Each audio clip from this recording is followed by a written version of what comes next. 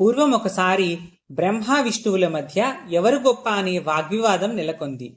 అప్పుడు శంకరుడు మహాద్భుతమైన అగ్నిస్తంభాకారంలో నిలిచాడు. బ్రహ్మ విష్ణువులిద్దరూ ఈ అగ్నిస్తంభం ఎక్కడి నుంచి పుట్టింది, దీని ఆది అంతములు ఎక్కడ, దాన్ని పరిశోధించాలి అని నిశ్చయించుకున్నారు.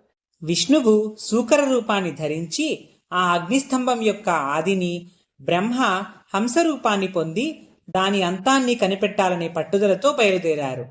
ఎంత దూరం ప్రయాణించినా దాని ఆది అంతాలను కనిపెట్టలేకపోయారు.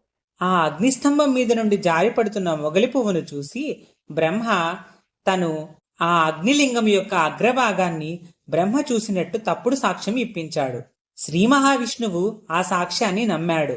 అసత్యమాడిన బ్రహ్మను శిక్షించడానికి ఈశ్వరుడు అగ్నిలింగం నుండి సాకారంగా ఆవిర్భవించాడు.